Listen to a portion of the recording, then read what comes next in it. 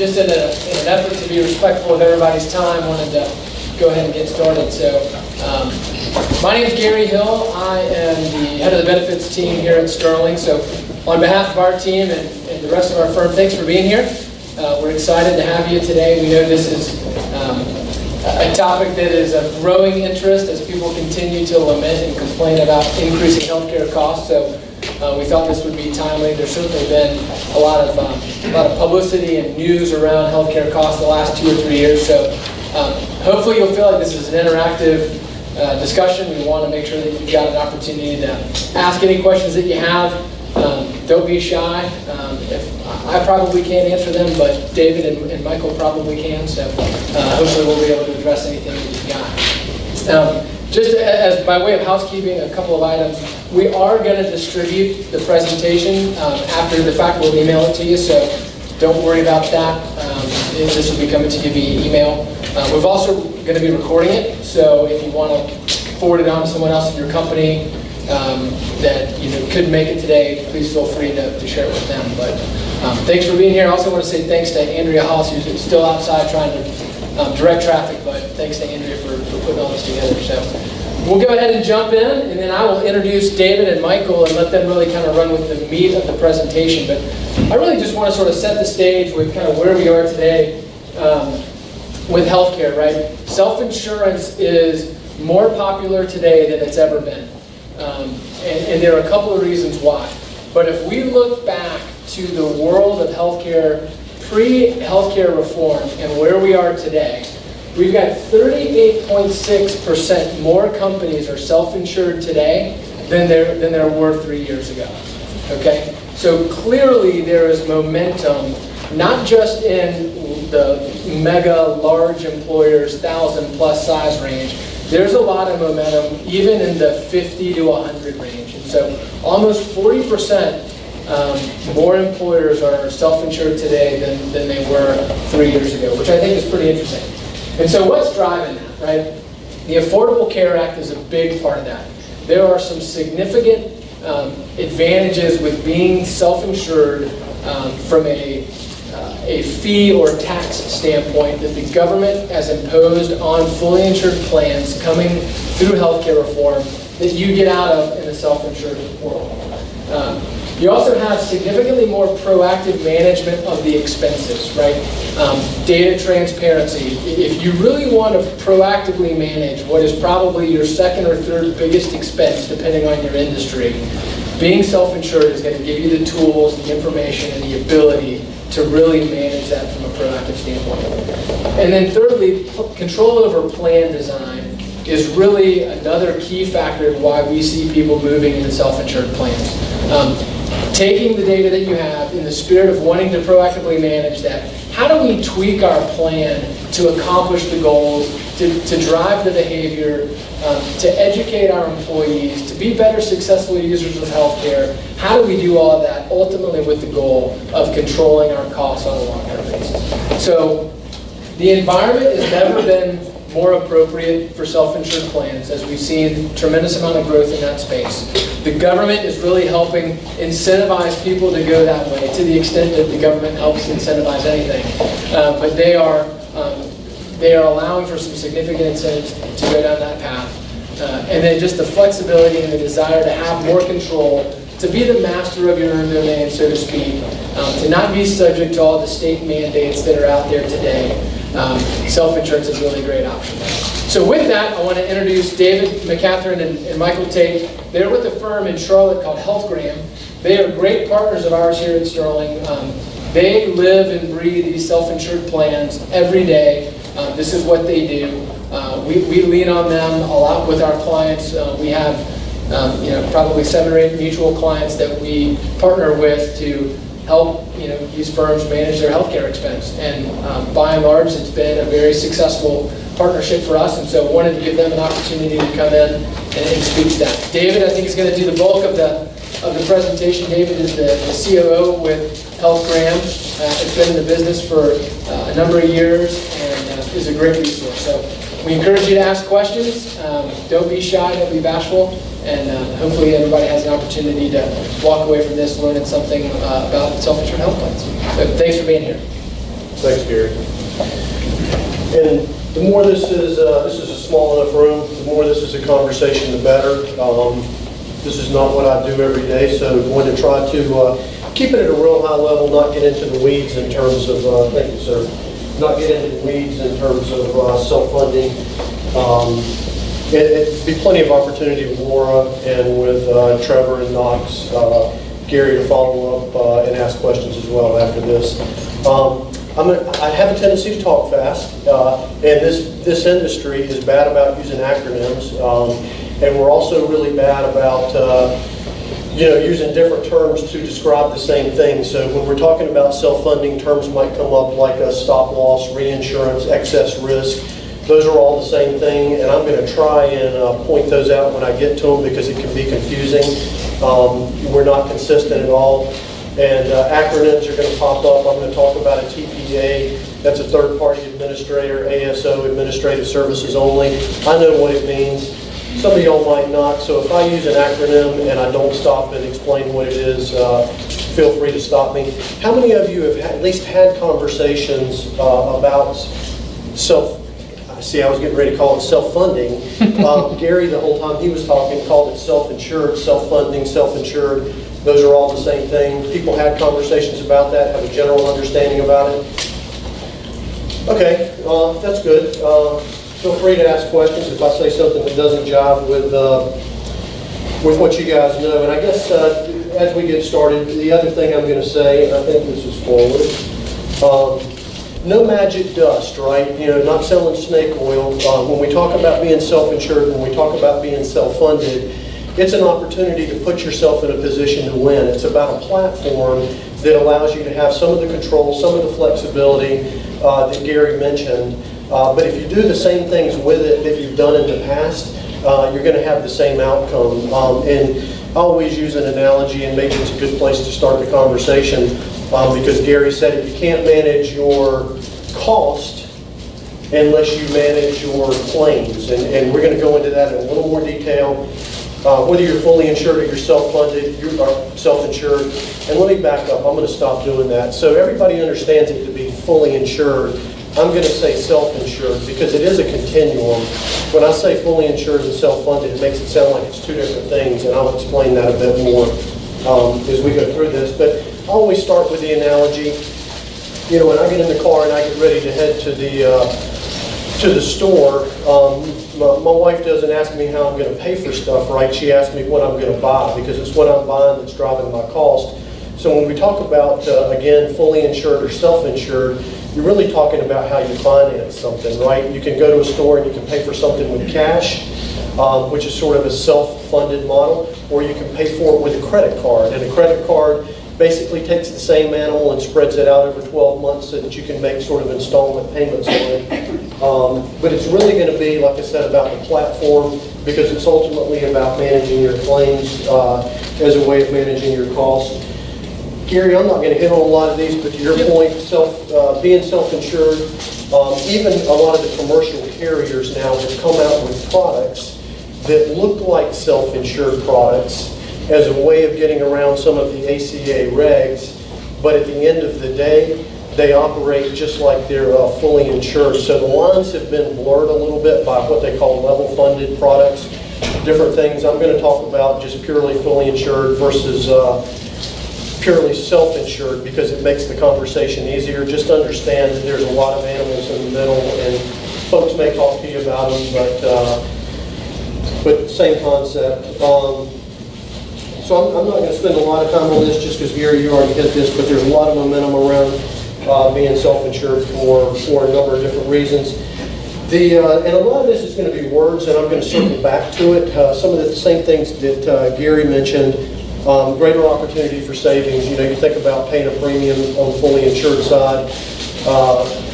There's winners and there's losers, but if there's winners, that money's staying with the carrier. So this is about putting yourself in a position where if you make good decisions about how you manage risk, or mitigate risk, how you manage exposure, you're putting yourself in a position where the benefits of that accrue to you versus accruing to a fully insured carrier.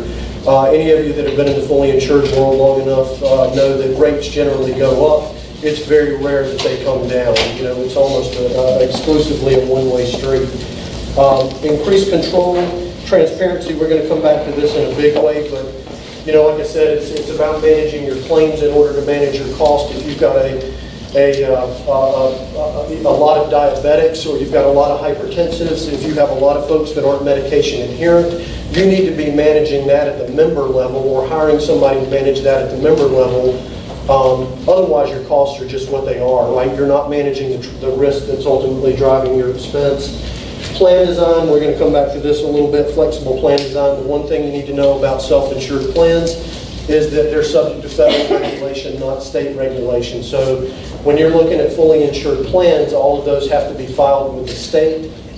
And for that reason, they're very packaged, right? You know, it's kind of a one-size-fits-all world. Here's the plan designs that we have, A through J, pick one. In a self-insured environment, it's not regulated by the state, regulated by ERISA, by the federal government, and you have ultimate flexibility in terms of plan design.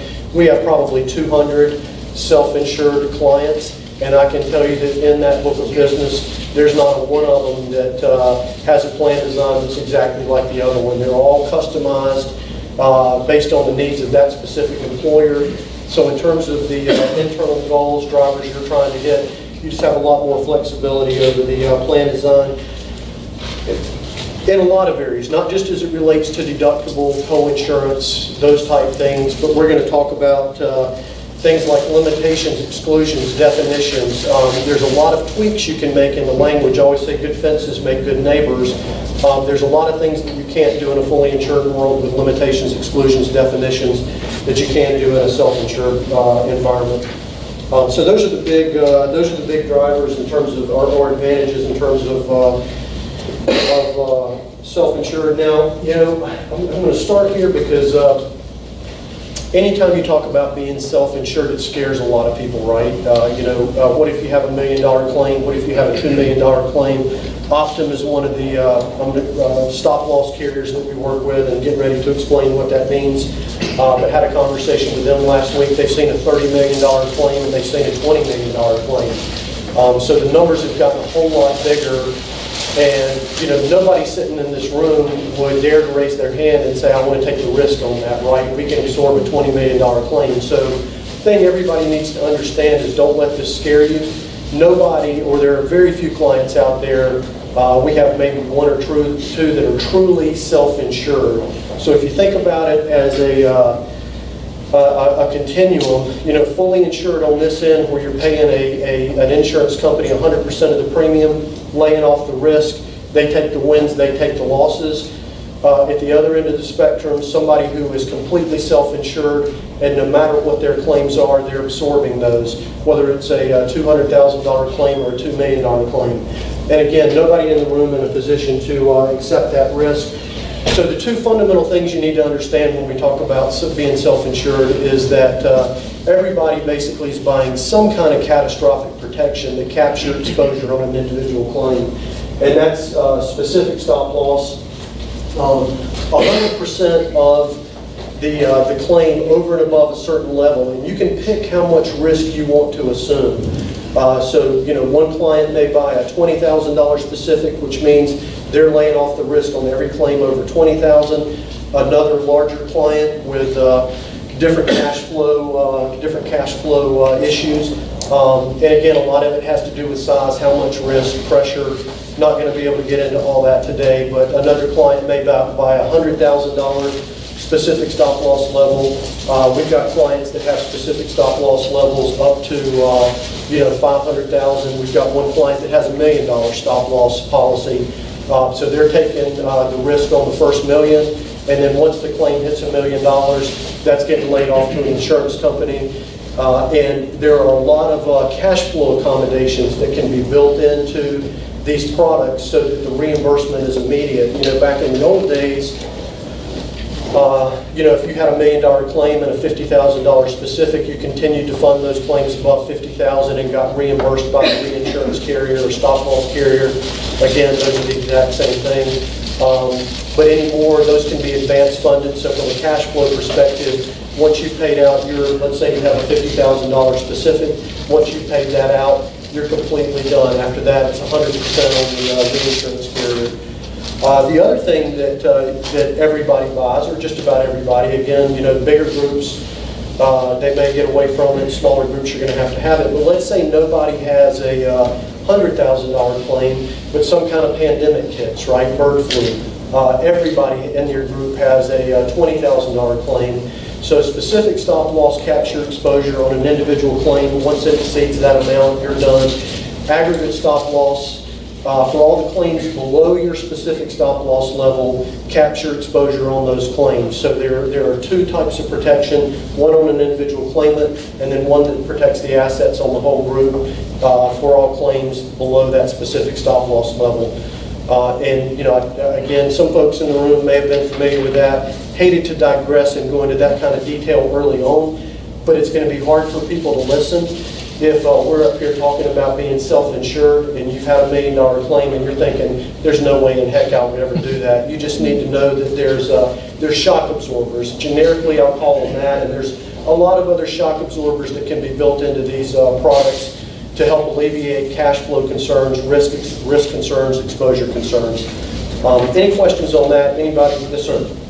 So you're talking about setting up someone to insure you above a certain threshold, whatever you choose per person, and then you're looking at for the whole group. There'll be a separate number for that. Two separate policies, two separate distinct policies. That's absolutely correct. You can purchase specific stop loss coverage without purchasing aggregate stop loss coverage. So that's two different products.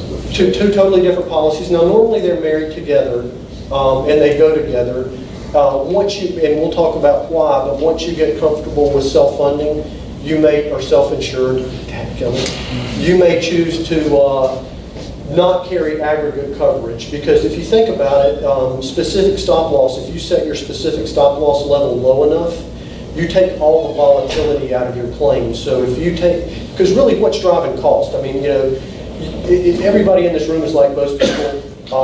If you take a look at your population, 3 to 5% of your population is driving 50% of your spend. 10% of your population is driving about 80 to 90% of your spend. Well, if you take those fluctuations out by buying a relatively conservative specific stop loss level, a $30,000, $40,000 specific stop loss level, then for the claims below that, you take a lot of that volatility out. It becomes very, very predictable at that point, and aggregate stop loss coverage becomes more like sleep insurance. Very rare that you see an aggregate claim. The carriers don't charge a whole lot of money for it because there's very little risk there. But those are two separate and distinct contracts. You can buy specific stop loss coverage and not buy aggregate coverage. You cannot buy, as you would expect, you cannot buy aggregate coverage without having some sort of specific stop loss coverage, because there would just be too much pressure on the aggregate. As an example, too, I mean, we have around 175 employees enrolled on the health plan. We don't have aggregate coverage. All we have is specific coverage. So we just set the specific deductible, I'd say, I believe it's a number around $40,000. And the same reasons David mentioned, it's that chance of having a large amount of claims from a large amount of people that's going to allow us to exceed the aggregate deductible is so low. We've been in this thing long enough to where there's no need for us to purchase it. And like David said, the reinsurance carriers, aggregate coverage, it's going to be around a $10 PPM number. That just shows you where they price that type of risk, as opposed to specific coverage. So for that $40,000 deductible, now that's $100, $200 PPM amount. So those are just the different risk levels you take into account when you're looking at something like that. Right. And I'm not really using the slides that well. I apologize for that. I'll try to stick to those going forward. So when you understand it's just a continuum, fully insured to self-insured, and you understand that 80% of your spend, whether you choose to insure it, fully insure it, or self-insure it, 80% of your spend is your claims, and you understand that whether you're in a fully insured environment or a self-insured environment, again, this industry is really bad. If you're in a fully insured environment, they call it pooling. Everybody's heard the term pooling levels. In other words, when they look at your experience on the fully insured side, they're pulling out the anomalies also, right? There's a pool premium that you pay. and they're pulling out claims above a certain level. This is kind of what you end up with, right? You know, your fully insured premium, the way an insurance company builds it, they take your claims, because again, when you take out the anomalies, they get very predictable. They within reason, if you give me a 500 life group, within 1 or 2 points every year, I'm going to be able to tell you exactly what the claims are going to be, right? The bigger the group gets, the more statistically valid it gets, the more predictable it gets. They're taking your claims and they're using that as a starting point for building your premium. On top of your claims, they're building in their retention, which is their administrative expense for managing your plan, paying the claims, providing customer service, billing eligibility, everything they do. They're building in a pooling charge, which is like specific stop loss on the self-insured side. And that ultimately becomes your premium. And that's why I said earlier, if you don't manage your claims, then you can't manage your cost, because every year that math it's real simple. Now, you don't get data on the fully insured side, you don't have information, but in a self-insured world, you should never be guessing what your renewal is going to be, right? You get ag reports every month, and ag reports are really just an accounting of how the plan's running. And based on that ag report, any given month, year to date, because you know they're taking your claims, they're adding trend, medical trend, whatever medical trend is, 4, 5%, 8%, and that's going to become the claim projection, retention, and pulling on top of that. You ought to know exactly what your rate increase is going to be, right? Very simple formula. You can do the math, and you ought to be within a point of 2 of where your renewal is going to be. You just don't get the data to be able to do that on the fully insured side. And that's why I go back to, really what you're talking about is how you're financing something. If you think about it on the fully insured side, all those same components exist. You're just giving it to the insurance company as one lump sum premium, and then they're doing the accounting on the back end, and there's either something left or there's not, and whatever that is accrues to them. In a self-insured environment, you have a lot more visibility, you have the information, versus paying that entire premium into an insurance company. You're really just paying in administrative fees, and in a self-insured environment, that administrative component, for our book of business, our administrative fees average about 3.5% of our clients spend. In a fully insured environment, and I'm not going to sit here and tell you that this is a win as far as being self-insured. There's some minor victories, but the real opportunity is in the platform. But our administrative expenses run about 3.5%. ACA, I think, mandated like a 15% number on the insurance company side. So as a general rule, their retention, which is administration, is going to be closer to a 15% number. So we're much more, so we're a TPA, a third-party administrator. When you go self-insured, probably should have said this on the front end, you can hire different types of organizations to manage your plan. A TPA, a third-party administrator, not an insurance company, accepts no risk, does everything that an insurance company does in terms of managing the plan, processes claims, handles customer service, eligibility, billing, utilization review, case management, disease management programs, all of those things, but in a much smaller, lighter, less expensive platform, and that's what third-party administrators are good at, right? Administration. You look at an insurance company, on the insurance company side, if you wanted to go self-insured with an insurance company, they would call it an ASO contract, administrative services only. It's the exact same thing, except if you look at insurance companies as a general rule, and I'm biased, of course, they're a little more bloated, they're a little more bureaucratic, they're not as light on their feet, they're not as responsive, and even if you self-insure something on the carrier side, they're still trying to put you in their box, right? Because they're doing things for the masses, and they still try to get you to stick to their filed plans, and they don't have a lot of the flexibility on the limitations, exclusions, those type of things that we're going to talk about. So a couple of different options in terms of how you approach it from an administrative perspective.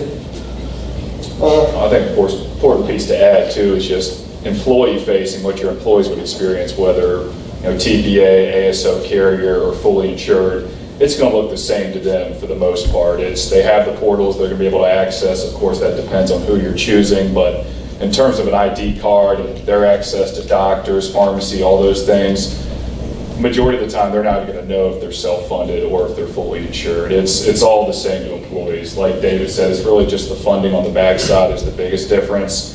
And then I would say the hands-on approach, depending on who you'd be working with on the self-funded angle, who's going to be contacting your members, what the engagement's like, because there are more opportunities to control claims. The big portion being that claims expense, the variable costs, and that's all dependent on who you're working with on the self-funded side. It will look different though. I mean, one of the selling points of gaining employees is hey, we've got X insurance. We've got McDonald's. Yeah. Whatever it is. And usually that name carries clout with people that don't know Sure. self-insurance. And when you're self-insured, you're not going to have something like that to be able to tell them. You're basically telling them we insure ourselves, right? So If you're smart, you tell them that. We do have some clients, to Michael's point, that sort of mask that from their members. They don't tell them they're self-insured because they don't want to put themselves in a position where a member feels like they can come to them and the employer has some leeway, latitude in terms of a claim determination. But yeah, people like McDonald's. I mean, I get it. That's the biggest thing that we fight every single day.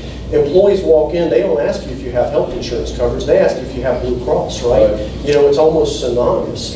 And let me add, so that's a great question. It doesn't mean that you don't have a network of providers that your employees access. In fact, most of the time, it's going to be one of the 3 or 4 biggest ones that are out there today. So Blue Cross. you're going to choose which network you want to partner with. So maybe you want to partner with Cigna, right, or UHC. So you still use that network. So the card still says UHC on it. Because that's the network. It would have a HealthGram on it and a UHC on it. So you have that comfort of knowing, okay, Dr. Jones, or more importantly, my wife's doctor, is still in the network, right? I'm not on this wild, wild west where I go to any doctor I want to go to and I've got to negotiate pricing. You're renting, for lack of a better term, access to those established insurance company networks that your employees can tap into. So your employee still carries an insurance card that has a big name on it? Yep, absolutely. How does that rental fee, where is it on the stack of that? Administration. part of the It's a per employee. It's not part of the 3.5%. Because it depends on the network. Maybe that adds another half a point. Some of the local, not local, I'll call them regional networks, because there are local networks, there are statewide networks, there are regional networks, and then there's national networks. Depending upon what you're tapping into will dictate that fee to a certain extent. It's a number that'll run anywhere from, say, $3 per employee per month to rent a network up to, Cigna and United are pretty proud of their stuff, right? You got to pay for some advertising, you got to pay for the name. A rental network from like a Cigna is more, instead of a $3 number, it's like a $13 number. But still, it's a fixed per employee per month. And again, I don't even want to go too far down that street, but yeah, you're paying a PEPM for that. Small tenths of a point, of your total spend. So when you go to the doctor and you put that card down in front of the doctor, that whatever number is on that card tells them to call to get in touch with the third-party administrator rather than the name of the card. Is that the way that works? No, the card. They understand that HealthGram in this case, and I'm not really trying. I want to say this out loud. I'm not trying to sell anybody on using a TPA or use an administrative services only contract from an insurance carrier. And as you can tell, I'm not really trying to sell anybody on being self-funded. I'm biased in that regard. I think it's the right platform. If you look at it in any given year, you may win or you may lose. If you look at it over a 5 to 10 year period, you're going to win every time being self-insured, every single time. And I'm definitely not trying to sell HealthGram. But yes, the way it works is, in our case, HealthGram would be on one side of the card with certain EDI numbers, electronic data interchange numbers, because it's all about numbers driving the healthcare machine anymore. That was part of ACA, is all this core connectivity. Our systems are connected with provider systems. They have real-time access to eligibility, real-time access to claims information. The EDI number or the identifier on the Cigna side or the Blue Cross side is going to be a different number, and they know that's who the network is. And that really, it's important to them because it drives the pricing, right? They need to know what to expect in terms of reimbursement. But yes, they know that you're with Cigna, they know that you're with Blue Cross, they know that you're with United. All that's seamless to your members. They don't even, to Michael's point, and from a workload perspective, from an HR perspective, you can set up a self-insured plan and spend absolutely no more time on it than you currently spend on your fully insured plan. It's no more work. It would feel exactly the same. It would look exactly the same. There would be one or two extra steps because instead of just paying a monthly invoice, get your premiums and giving all your money to a carrier, you're paying a fixed invoice for administration and stop loss, and then you're taking the rest of the money, the other 80% of the money, and it stays with you. It stays in general funds until it's needed to fund a claim. And I forget where I was going with that, but at any rate, you just pay the fixed cost invoice, and then we would bill you. The extra step was every week you get a check detail report that shows you the claims we've processed, and you fund that at the end of the week. But I would tell you, if you do that, and it's exactly that, right? So I started off by saying Mary doesn't care. You know, when I go to the store, she doesn't ask me how I'm paying for it. Are you paying for it with cash? Are you paying for it with a credit card? That's what we're talking about here, because all the fully insured number does, it's like putting it on a credit card. They know what the spend's going to be, and versus you having months that look like this, some big months, some little months, they just level it out, and you pay 12 equal monthly installments. So regardless of how you fund it, funding is just window dressing, right? That's just how you're paying for it. If you're having conversations and somebody comes in and says, you ought to self-fund your medical plan or self-insure your medical plan, and they think that's the answer, way wrong, right? Because all you're doing is changing how you pay for it. It's about what you do with a self-insured platform, the decisions you make, how you engage your members in order to get them to be better consumers, take better care of themselves. That's what it's all about. So just talking about how to fund it, there's no magic in that, and you're not going to win or lose on funding, if that makes sense. Not to sidetrack you, I'm just curious about, we've been talking about medical this whole time, if there's a dental, all that's available as well for self-funding. And that's easy. Yeah, you don't have to buy stop loss on dental claims. Your dental max is probably $1,000, right? It's capped by definition. So we would still provide the administrative services, process all the dental claims. You could have a dental network or not. All the vision claims, you could have a network or not. But you don't have to worry about reinsurance, stop loss, none of that stuff. About life, short-term, long-term disabilities, things like that. Those are all fully insured. If you were Bank of America, they changed their name. Anyway, if you're Boeing, you may self-fund your life insurance, you may self-fund your long-term disability coverage, but the volatility is ginormous on that side, and it's just not conducive to self-insuring that. Yeah, and just to jump in there, the cost to transfer that risk to a fully insured carrier is so low on the life insurance side. There's not the opportunity to save money. You may see on the disability side, you may see some employers do like a salary continuation program that would be sort of a comparable self-insured on a disability side. But again, the cost to transfer that risk is generally so cheap, it's not worth it. The real opportunity is going to be on the medical side. The dental side is going to be very predictable, dollars in, dollars out. Again, it's a defined benefit, right? $1,000 annual max, typically. Not a lot of opportunity to save a ton of money. The opportunity is on the medical side where you can really influence behavior. That said, on the dental side, if you're going to self-insure your medical platform, unless it's 100% contributory, you don't want to have any risk or any exposure on it, you just want the employees to pay for it, you make it available.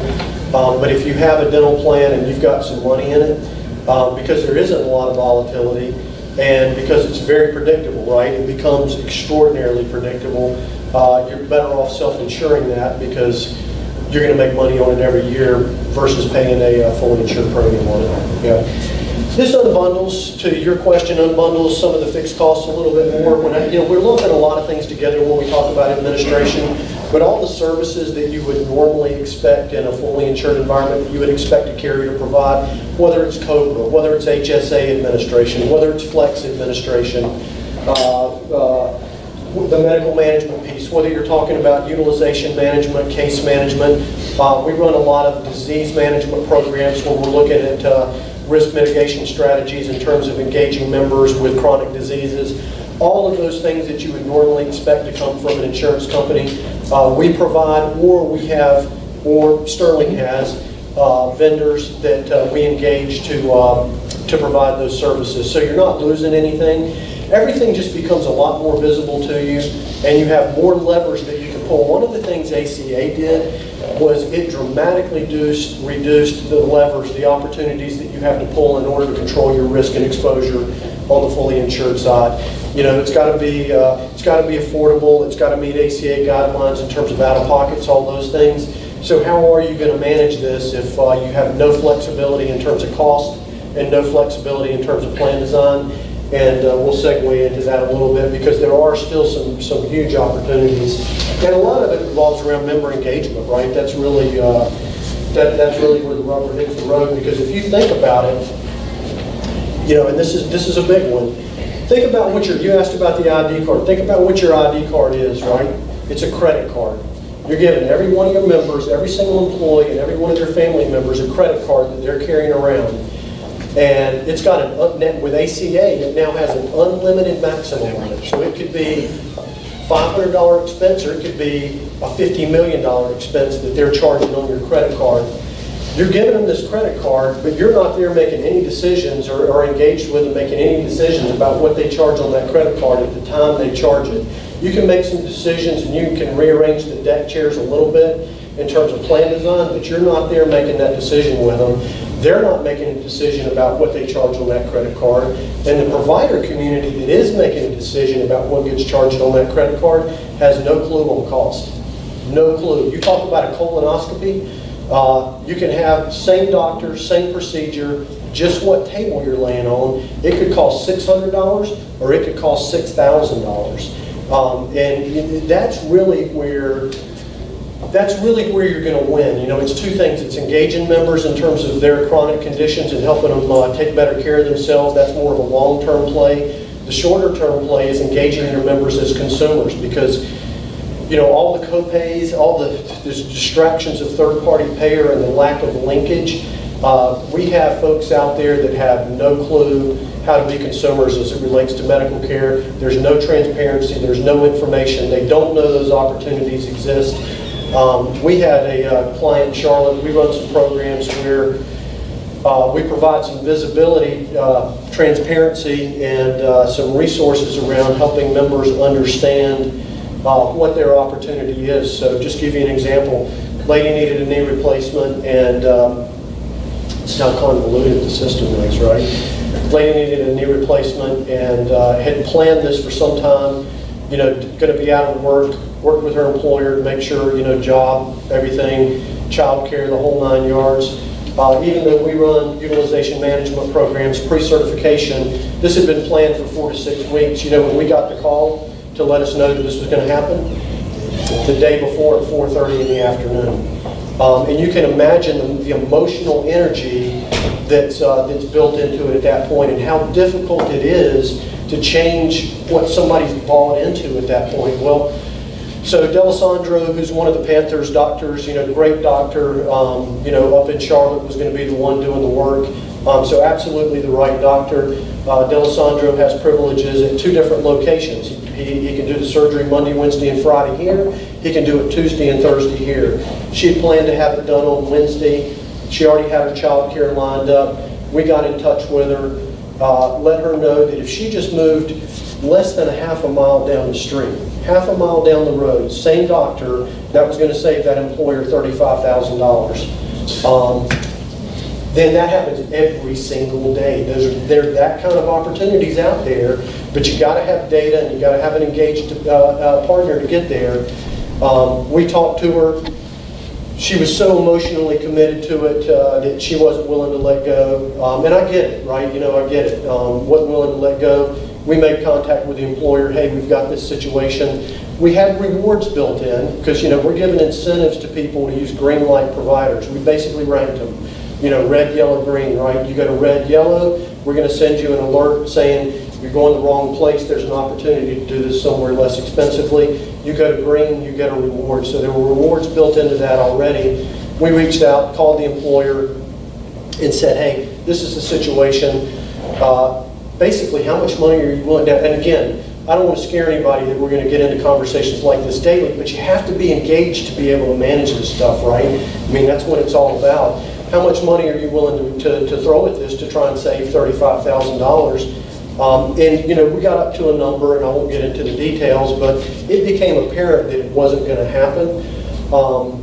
But she told a friend, and that friend called us the next day that he was getting ready to have hip replacement, and we were able to work with her and get her to a much better spot for her financially and for that employer financially.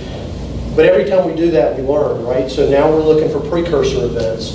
So nobody has a knee cut on until they have an MRI. So if somebody has an MRI done, we're reaching out to them. So it's at the time they're contemplating care, building a relationship with them, trying to make sure we walk them through the right door and that the right things get charged on that credit card that you handed your member. And that's really what it takes to, now that sounds daunting and it sounds like a lot of engagement on your part.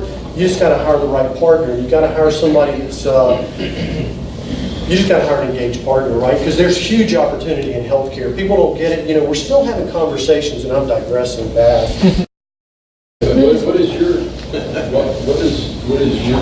skin in the game? Why would you care whether or not they spend $35,000? What motivates you to save the company money? We live and die on that, right? I'm not an insurance company. We take no risk.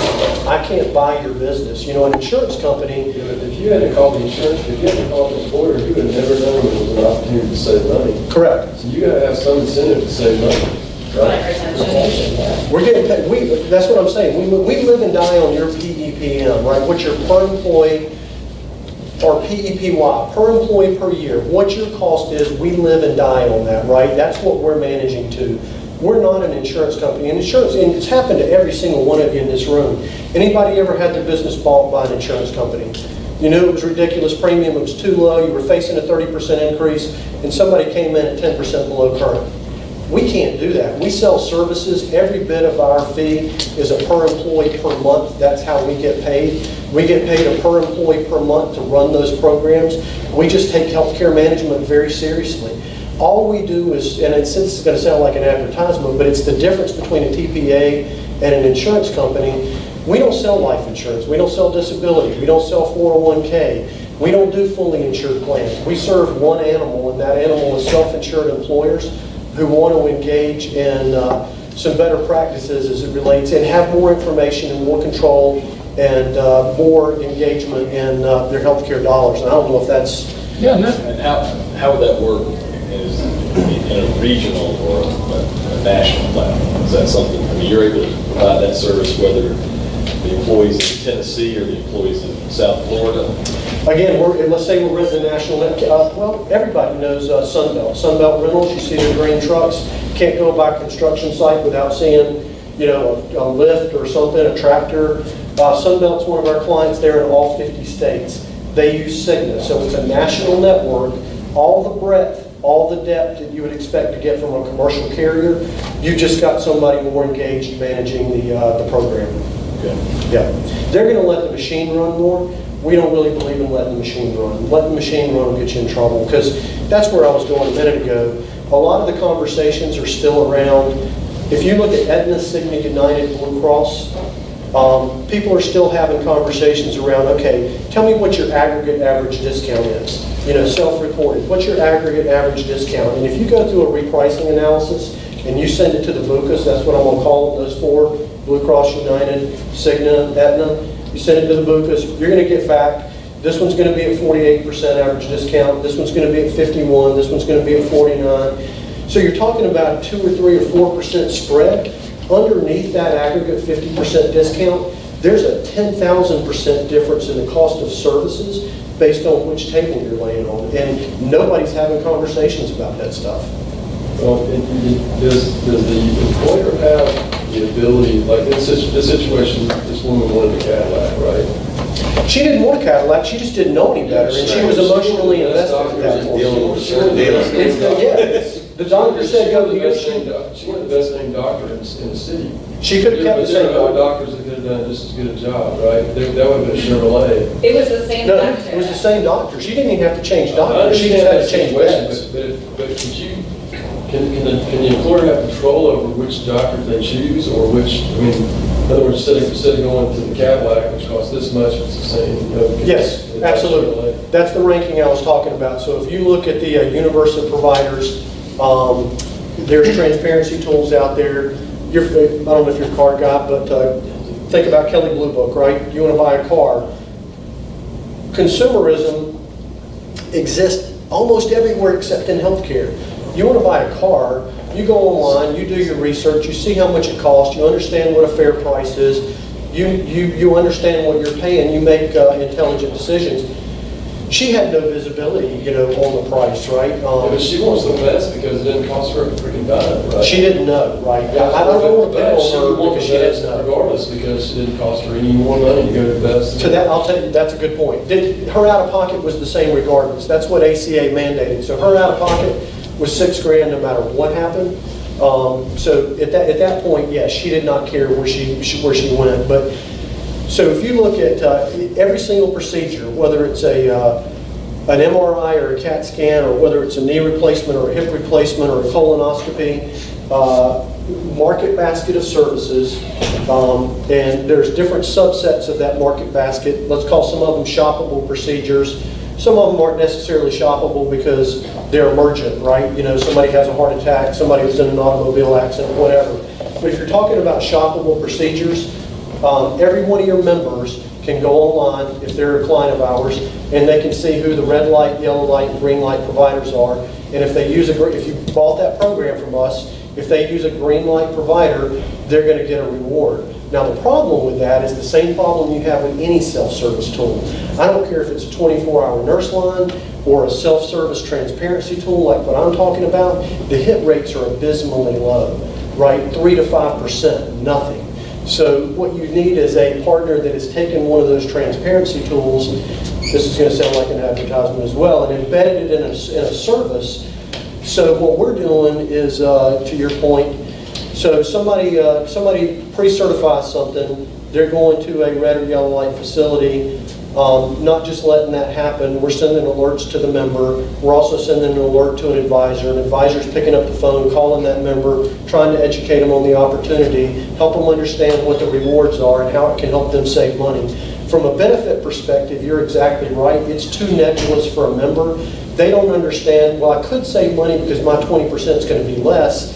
They don't connect with that. All they know is it cost them something. So the rewards, our recommendation would be the rewards need to be outside of the plan. You can accomplish a whole lot more by giving them a $25 or a $50 cash card than you can by telling them their 20% is going to be of a smaller number, if they go here than if they go here, right? So you provide them tangible, concrete, incremental, not big number rewards, and we're driving it, the incentives are driving it, all of that stuff being linked up is what makes it work. Yeah, and I was just going. Sorry. That's okay. That's where I was going. Is the rewards are a key part of that, right? And it could be as simple as a deductible credit, right? But to David's point, the employee may respond much better to an incentive totally outside of the medical plans. Maybe it's a $250 check. Who knows what it is? But the macro level point is, unless you have the data and the ability to sort of manage that, the employee's going to make the wrong decision every time because they're spending your money at the end of the day, right? So you asked something early on. I think it was you, Norm. Do you tell the employees that you're self-insured? I'd say we have 75% of our employers tell their employees, hey, we're self-insured. Let me tell you how this is going to go. This is an attempt for us to maintain and control our costs going forward. We're all in this together. Your behavior matters. If you're irresponsible, our premiums are going to go up, right? Then you've got 25% of the employers that say, I don't want my employees to know. Because if they know we're self-insured, they're going to go spend my money because they're bitter or whatever it is. So you really have to kind of know your population. But most of our clients say, hey, we're all in this together, gang, and we're gonna do, this is, in our opinion, the best way to manage this expense going forward. And if we're all successful, we're gonna control our costs, right? And that's gonna mean maybe no increases, or 1% increases, whatever that may be. But giving them that information to know that there's something in it for them helps. I think it's important. I've got one client that says, look guys, the bank account that pays your bonuses is the bank account that pays our healthcare claims. And I love linking it to profit sharing. I mean, it's a finite resource, right? You only have X amount of money you're going to spend on wages and compensation. If this one goes up, you got less over here to contribute to everything. Yeah, and I mean, and that's the message, right? I mean, at the end of the day, if there's money left over, we can share this back to you through bonuses or through reduced premiums, whatever it may be. But if you're being irresponsible and buying something that is not the most cost-effective thing for you or the company, it all comes out of the same pie. Correct, and that's really this, right? Because, this is the funding thing, right? Fully insured, you pay your premiums into a big black box. You have no idea what happens after that. Some claims expense, some pulling charges, some admin fees come out. In a self-funded environment, same thing. Instead of paying it to an insurance company, you basically take your premium, pay it to yourself. Out of that box comes the pulling charge and administrative expenses. Those are fixed costs. And then to the extent you manage that number better, which is that 80% piece of the pie, that savings accrues to you and not to an insurance company. And the way that savings accrues to you, and I'm gonna skip around because we just get into actionable information at the individual level. So there's a lot of things you can do. We talk about having from a financial perspective, you can talk about having somebody change a setting of care, right? And there's significant amount of money to be saved there. There's also a significant amount of money that can be saved in running impactful, because there's a lot of noise around disease management. What does it really mean? What's the return on investment? It's hard to measure. Some of these people have worked hard for 20 or 30 years on their heart attacks, and they're going to enjoy them, right? I mean, you're just not going to change everybody's behavior. They're not going to eat their broccoli. They don't want to. So those are more long-term. Shorter term, there's also some fences that you can put up around your plan. Guarantee you, if every one of you looked at your plan document, and this is going to sound harsh, right? But I'm just giving you an example. And we saw this during the financial meltdown just a few years back. People are moonlighting, right? We got a lot of blue-collar industry, and people are painting houses on the weekend, or they're doing this or they're doing that. Who knows what they're doing? Every single one of your plan documents says if it's covered by workers' comp, it's not covered under our plan. But what if the person's not carrying workers' comp, right? Then it is covered under your plan. What about a definition, a limitation, and exclusion that says if you're working for wages or profit? Because do you want your health plan to be somebody else's workers' comp coverage?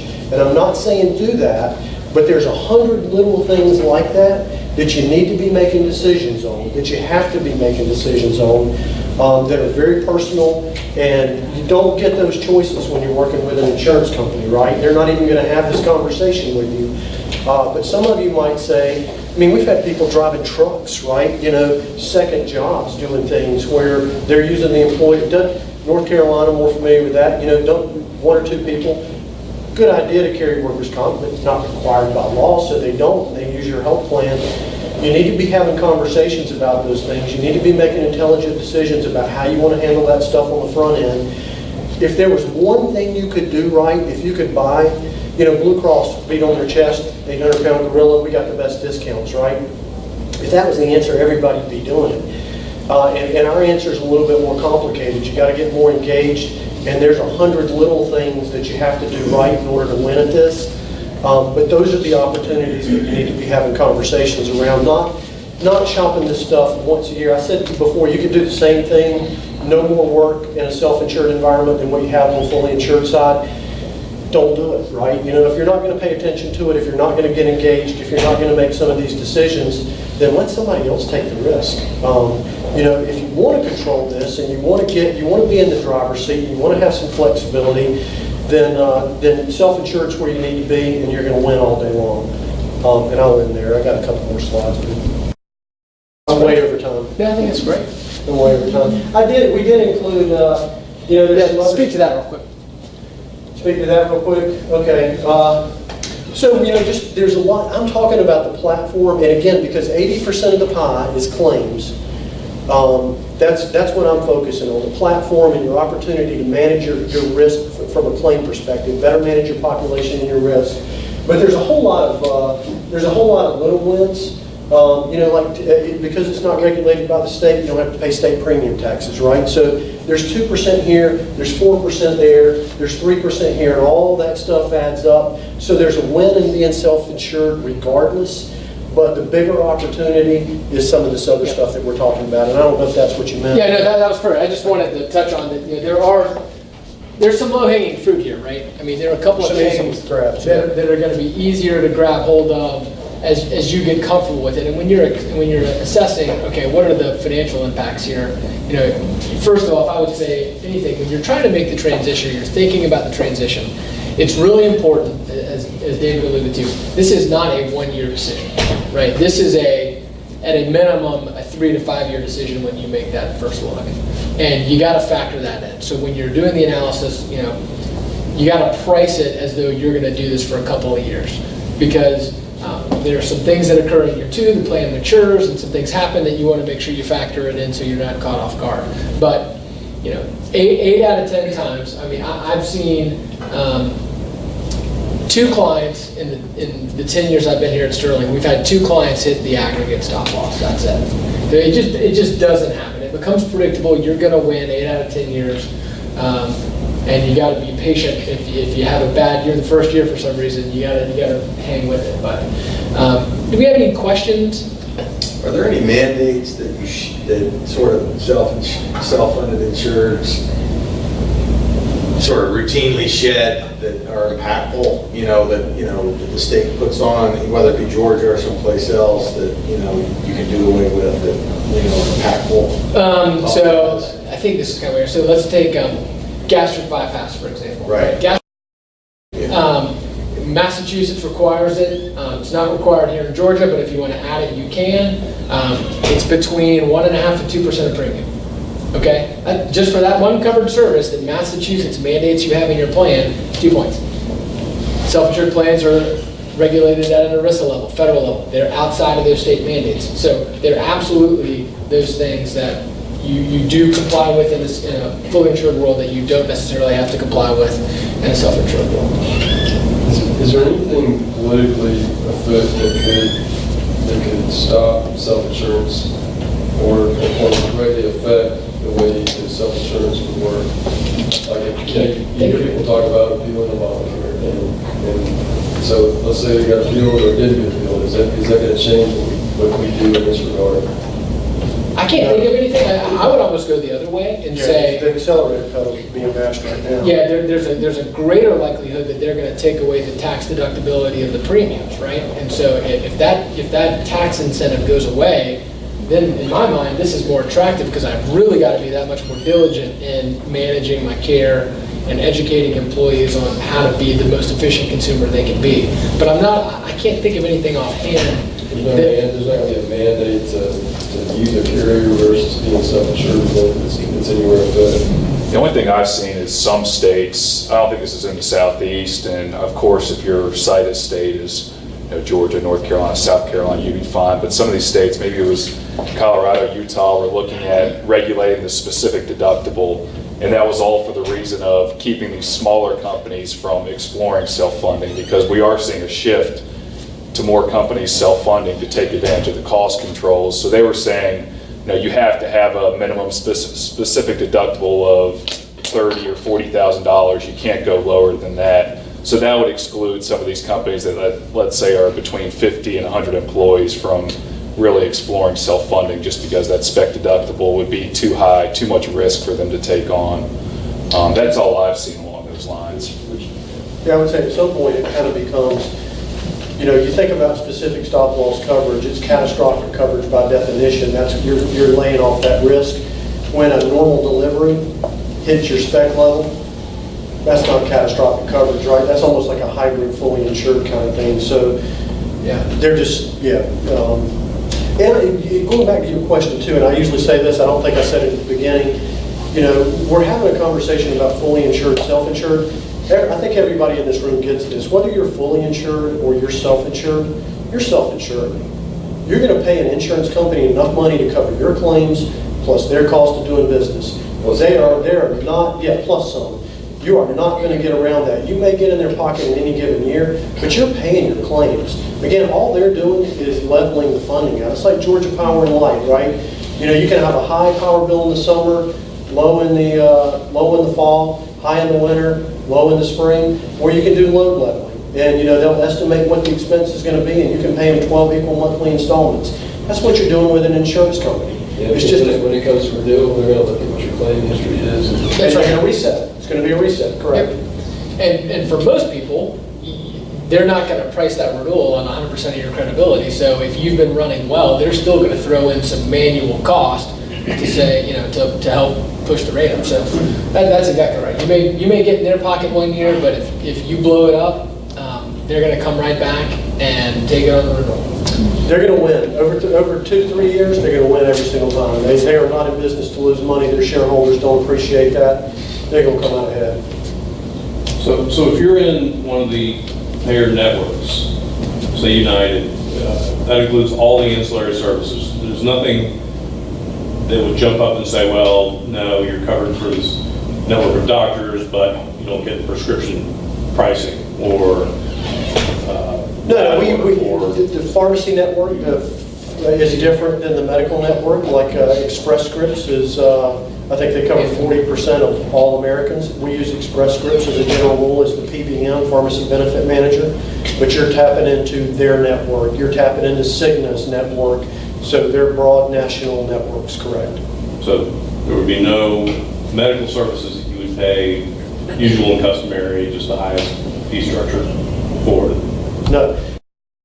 You know, that's another thing we didn't talk about. A lot of insurance companies, when you're talking about out-of-network, they apply something called reasonable and customary. Nothing reasonable and nothing customary about reasonable and customary, right? It's just a reflection of charges within a zip code. The other thing that you can do in a self-insured environment, you have a lot more control over what that out-of-network fee schedule is. We use a Medicare Plus model that we call Max Plan Allowance that is in line with what you would expect to pay in a network setting, because somebody goes out of network, they're going to get penalized, but you may get penalized, right? So this provider over here, you know, this provider who's in network, the original charge was $30,000. It was a 50% discount, so now it's $15,000. Let's say the member's share of that was $1,000 through deductibles, co-insurance, whatever. You paid $14,000. Over here, provider out of network charged $30,000. Reasonable and customary, $28,000. It's going to be some number close to the bill charge. It's not much of a cut at all. Yeah, you're paying instead of 80%, paying 60%, but the 60% you're paying on is of a so much bigger number that you end up paying more out of network than what you would have paid in network. So putting in, that again goes back to those 100 little things that you have to do right. Nobody's having those conversations with y'all. Gary is. Self-insured. And you're saying this makes sense now for under 100 employees? Yeah, I would say we're seeing folks down to 50. It's probably the smallest that we're seeing folks do it. Again, it's going to come back to cash flow and risk tolerance. But a lot of that's mitigated by where you set the specific stop loss. So, you know, an 80 life company is probably going to set their specific stop loss, you know, $25,000, $30,000, something like that maybe. But, you know, we've got some that will say they're in a cash-rich business, and so maybe they're going to set it at 50. Because really what you got to think about is, what happens if I have 2 spec claims in 1 month? Can I afford $100,000 on top of my other claims and my admin fees, whereas in a fully insured world it would have just been $60,000? So as long as you feel comfortable from a cash flow standpoint, absolutely. Gary, what happens in a year-end scenario? So like right now, we're fully insured year-end, we're always talking about renewals, we're talking about 8 to 12% increases every year. How's that in the fully insured? Since you're taking all the risk, I assume it's level. We don't keep talking about changing prices for us, or? Yeah, a lot of what happens in that environment is there's a lot more conversation around how do you want to manage the expenses of the plan, right? Versus rearranging the deck chairs, going this carrier, this carrier, this carrier. You can't manage a cost unless you manage your claims. You know, you're rearranging, you're running from the, Yeah, I mean, our self-insured clients renew on average at a lower trend than our fully insured clients, period, all day.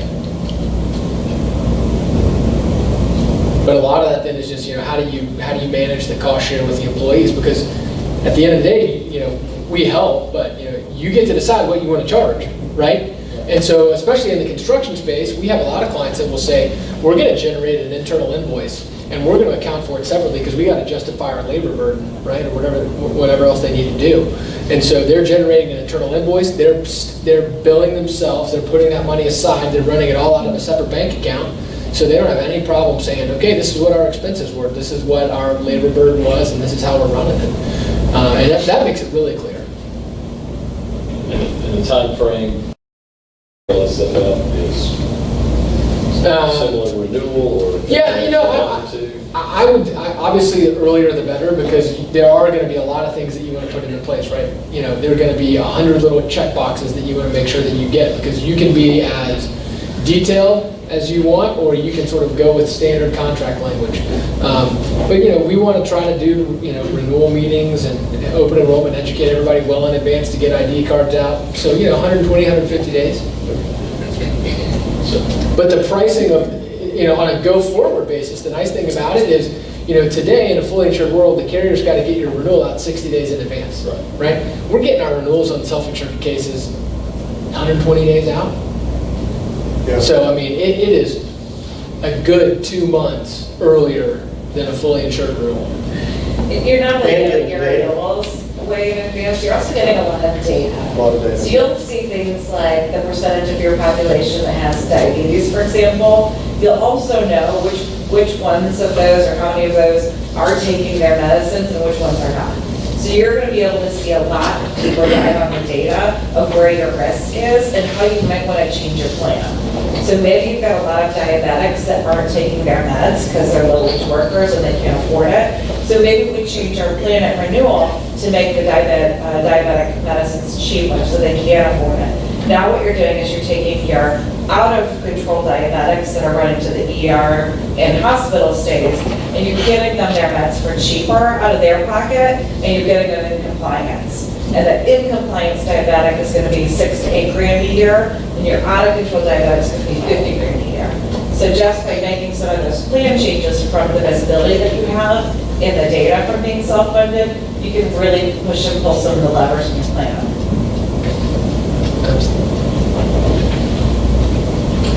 Any other questions? I think we're going up on time. Well, I just want to say thanks to David and to Michael. We've got a small gift here for you guys.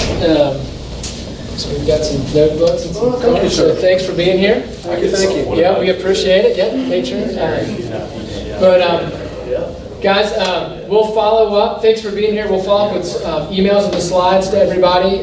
We did record the session, so if you want to go back and master it and watch it again, feel free. If you want to pass it along to coworkers that weren't able to make it, feel free to do so. And we love your feedback, and we'll certainly keep you apprised as we continue to do these series. We do some of these on the property and casualty side as well throughout the year, so we'll continue to keep everybody posted. But we really appreciate you being here, and we look forward to staying in touch. Thank you. Thank you. Thank you.